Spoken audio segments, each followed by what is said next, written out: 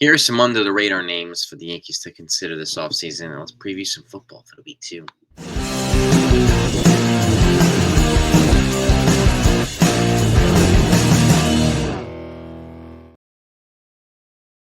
Happy Sunday, everybody. Hope you're all doing well. So, there's a lot of Cody Bellinger talk, right? We know that he's being linked to the Yankees. They're heavily pursuing him, and there's a back and forth. We're getting a lot of these bogus reports that they're close. Deals at the finish line, almost at the finish line. It's been that way for 2 days now. I said this last night in the live stream too. Unless Jack Curry or Jeff Passan or Ken Rosenthal say it's close, because when they say it's close, usually 10 minutes later it's done. Then I'm not buying. I'm not buying Hector Gomez and these other people. Don't have reliable sources who aren't reliable sources. And like I said, my sources are telling me, sources are saying, I ask all these people, who are your sources? Crickets, because they don't have real sources, okay? So unfortunately, let's just please be patient and wait and see if the right people corroborate this. And again, these people, Pass and Curry, they cover the Yankees. Even Rosenthal, one of some of the most reputable beat writers out there. These are the guys we want reporting the news. Okay, and when one reports it, they all do in the next couple of minutes. It's just the way that it is with these guys. Okay, but there's a couple other names to consider here. Number one is Brendan Lowe from Tampa Bay Rays. Yes, Tampa Bay Rays. He's a second baseman, and he plays the outfield too. He is, I think, 30 years old or 31 years old. Right? 30. He's 31 years old. He's going to be 30, actually, 2025. He has 2 years of control. He's not a free agent until 2027, and he's making about $11 million per. He could be our lefty, and he hits lefty. Our lefty hitting second baseman. The reason why I'm talking about him as an alternative is, number one, the Rays exercise this option. I do think they exercise it with the desire to trade it. Okay, this is what they do. They trade pieces like this, and we can get them in a couple infielders, an Oswald Peraza or a Yorbit Vivas or something like that, and something else maybe. We can get this guy. And if for some reason a Cody Bellinger and a Nico Horner trade doesn't happen, Nico Horner would be a good fit for this team because he has a similar skill set that Jazz Chisholm has. The ability to play second and third. They can mix with each other. Speed. He steals a lot of bases. Doubles hitting as well. So you have a contact guy. He could also be our leadoff hitter. And he's a gold glove. So with Jazz, strong arm from third. You have your gold glove there at second or the other way around. It adds a lot of versatility to the offense and adds a lot of defense to the infield. Okay? And Brendan Lowe's another one who's got a solid defensive profile. Okay, that's one. The other guy, I mentioned him recently, is Alec Bohm from the Phillies, a young third baseman who also plays first base. Now, the Phillies put him on the market with a couple other guys. Right? They tried to get Kyle Tucker too. They offered him and Nick Castellanos to the Astros for Kyle Tucker. The Astros said no. Then yesterday, the A's reached out to the Phillies about Bohm, and they asked for Mason Miller in return. Okay, this isn't all due respect to Bohm. He's a good player, but he's not Jose Ramirez. Jose Ramirez might fetch a Mason Miller. Okay, not Bohm. So is he another guy that the Yankees consider for first base, maybe? Right, make it easier to address first base. You still have guys like Carlos Santana in free agency, Yandy Diaz in the trade market, and so on and so forth. But a little bit more power output, Bohm is a good option. He's also a younger option than most of these guys. And it still leaves them the ability to address third base if they want to do that, or second base. Okay, but adding a bat here. And he could be one of the righty bats. It's 3 bats the Yankees need to add here. Okay, and I think 2 of them need to be lefty. He would be the righty one, but Brendan Lowe would be a lefty one. So those 2 names, I think, are names to consider here. They would not cost the farm for the Yankees, and I don't really know what the trade is going to be yet for Cody Bellinger if it happens, or whether it's going to be Bellinger and Horner. We don't know, right? I'm hearing Will Warren, but there's also all these talks about whether the issue is money, financials, or the issue is the Yankees holding out for Horner. We don't know. Okay, we're getting all this conflicting reporting, none of which is being corroborated by credible reporting. So we just unfortunately playing the waiting game, right? But those are 2 names to consider. This is obviously, you have Hai-Sung Kim from career with Ha-Seong Kim from the major leagues. You have other guys here who could be options too. And I know, there's a lot of talk about Alex Bregman. I personally have a feeling Scott Boras is just probably using the Yankees driving the price on Bregman and Pete Alonso. I don't see the logic on any one of them here. So I think Pete Alonso eventually go back to the Mets, and I think Alex Bregman is likely going to go back to the Dodgers or the Astros, or go to the Tigers to reunite with AJ Hinch. I can't see the Astros losing Tucker and Bregman in the same offseason. That would be a brutal blow to them. And he's already turned down 6 years, $156 million from them. So I guess they're going to have to up their offer. And that would be the minimum floor what the Yankees would have to offer him. Okay? Plus, he's attached to a QO. So you have to give up your, I think it's second, third, and fifth round picks or something like that, 2 draft picks, and another $1 million in international money, which we already forfeited for Max Fried. Okay? That's 20% of the international draft money. And the Yankees already used $1.5 million of it to sign a Dominican shortstop, which I talked about the other day.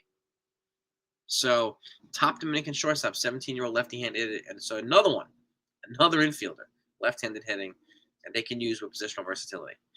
Okay? Maybe it makes it easier to trade Roderick Arias for something.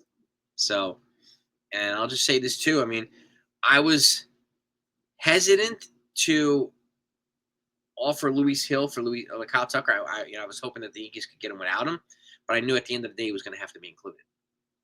So, but if I was to move Luis Hill at any point now, it would be for Brendan Donovan from the St. Louis Cardinals. Why? Well, because he fits the profile what the Yankees need. Secondly, it gets to Luis Hill into the National League. If he had been traded to the Astros, he would have stayed in the American League. We'd have to face him on a regular basis. He could also be the guy to take us out in the playoffs. Send him to the National League, the Cardinals are not really in a position to contend anytime soon, significantly. So we wouldn't have to deal with that. But we would get an impact player back with Brendan Donovan, who plays multiple positions, infield and outfield, contact hitter, hits lefty, runs the bases with reckless abandon. He's 27 years old. He's a good defender. Okay, so he addresses a lot of what the Yankee fans complain about: aggressive base running, defense, contact hitting. He addresses all these. As does Nico Horner. People keep saying, we need him to learn how to hit. Look at his stats. We don't need home run hitters at every position. Okay? Contact skills. He hits 30 to 40 doubles a year. He steals 30 to 40 bags a year. We do not have a player like that does that right now. We don't. So he could be a good leadoff hitter for guys like Aaron Judge and for the rest of them to drive in afterward. Cody Bellinger and so on and so forth. So if they trade with the Cubs, hopefully it's for both of those guys. So, but just make sure, if you're not subscribed to this channel, please, you subscribe to the channel now, because I'll keep you updated on every piece of news that comes in, whether it's Yankees or not. There's a lot of people waiting for Corbin Burns, for, Anthony Santander, Alex, everybody, so many people. So, and like there was a report, I don't even know how credible that is, that the Corbin Burns talks with the Giants are kind of drifting apart now. Are they going to re-engage? We don't know. I heard that the Yankees yesterday are mutual interest between them and Santander. It could just be them trying to drive up the price. I can't see them because he's attached to a QO too. So Ha-Seong Kim is not. Jurickson Profar is not. There are other guys that you could bring in here for the outfield with similar production. Okay, I'm not excluding obviously in Santander's this year. He had 44 home runs. He had a big year this year. But aside from that, he doesn't usually do that. So we don't know if this is a Brady Anderson situation now. He goes from 20 home runs to 50, and then he goes back down to 20 again. And Anthony Santander is not a good defender either. And if we're going to put Jason Dominguez in center field, we need good defenders on either side of him. Judge in right field, and whoever's going to play left field has to be a good defender. We've got to protect Jason Dominguez, let him grow. Let him make his mistakes and learn, make adjustments. We've got to give him that protection so he's not overwhelmed by the situation. Okay, if he's the prospect that everybody wants him to be and thinks he's going to be, he's got to be put in the position to succeed. And that's why we have to have a good defender in left field. And Anthony Santander is not that. And let's talk about him at first base too, but he's going to cost a lot of money. Alec Bohm would not. So is some of these other guys. Carlos Santana would not. So stay tuned. Just make sure you stay tuned. Now, let's go to football. Okay, Week 15 previews. Before I go any further, I must say I'm ashamed of my New York Jets. not because they suck this year. Well, not only because they suck this year, and they're just peddling to Aaron Rodgers, but Bill Belichick, before he signed the deal with the University North Carolina Chapel Hill, and he brought in Matt Patricia as his defensive coordinator there, who was his DC in New England. He's a strong defensive coach, obviously. Well, he's at his best when he's a strong offensive coordinator too. He reached out to the Jets and asked them if they were interested in bringing him as a head coach, and they wouldn't even give him an interview. I'm disappointed in the Jets for that. I hope they have a better plan. And yes, Bill Belichick is older, but he would have probably brought Patricia with him here, right? Our defense is kind of slipping now. So he might have brought in a good offensive coordinator. Like, he would have brought in the right coaching personnel here, like he did in New England. So pains me to say the Jets didn't give him that opportunity. So, but with that said, let's go to the game previews. You got the 12-1 Kansas City Chiefs in Cleveland to face the 3-10 Browns. Kansas City's a 4-point favorite. Over-under on this is 41 points. I'm going with Kansas City on the under. Then you got the 5-8 Bengals to face the Tennessee Titans, okay, who are 3-10. A lot of whopping 3-10 teams. The Bengals are 5.5-point favorites. Over-under on this is 46.5. I'm actually going to go with Tennessee on the under here. And you got the 8-5 Washington Commanders in New Orleans to face the 5-8 Saints, New Orleans. I'm surprised that they're not better. Commanders are 7.5-point favorites. The over-under on this is 44 points. I'm going with the Commanders here on the over. Then you got the Baltimore Ravens, who are 8-5 in coming to MetLife Field to face the 2-11 Giants. The Ravens are obviously 16.5-point favorites. And the over on this is 42.5. I'm going with the Ravens, and I'm going on the under. Dallas Cowboys, who are 5-8, to face the Carolina Panthers, who are 3-10. The Panthers are 2.5-point favorites, and the over on this is 43.5 points. So I'm going to go with the Cowboys here on the under. They got them with something, right? Then you got my Jets, my 3-10 Jets, my disappointing 3-10 Jets in Jacksonville to face the 3-10 Jags. If they're gonna win 81 games this season, it's gonna be this one. And they have 4 games left. This is the one game I can see them winning. But I hope they lose all 4. Maybe get a top 5 draft pick and maybe get a quarterback like Cam Ward or something like that. But I can't even depend on them. They can't even tank properly. The Jets are actually 3-point favorites on this. And the over on this is 40.5 points. So I'm actually going to go with the Jets on the over. Please lose. Okay. Next up, you have the 6-7 Miami Dolphins in Houston to face the 8-5 Texans. The Texans are 2.5-point favorites. Over on this is 46 points. Going with the Texans on the over. And then we got the Indianapolis Colts, who are 6-7 to face the 8-5 Denver Broncos. The Denver Broncos are 4-point favorites. And the over on this is 44 points. I'm going to go with the Colts here on the over. Then you got the Buffalo Bills, who are 10-3 to face the Lions, who are 12-1. This is going to be clash of the Titans here this week. The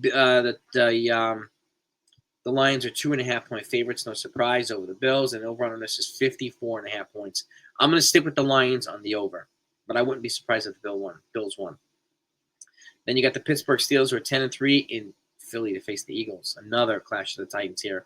11-2 Eagles. The Eagles are 5.5-point favorites. Over under on this is 43 points. I'm actually going to go with the Steelers on the upset here on the under. Then you got the 3-10 Patriots to face the 6-7 Cardinals, who are 6-point favorites over the Patriots. Over on this is 46 points. So I'm going to go with the Cardinals here on the under.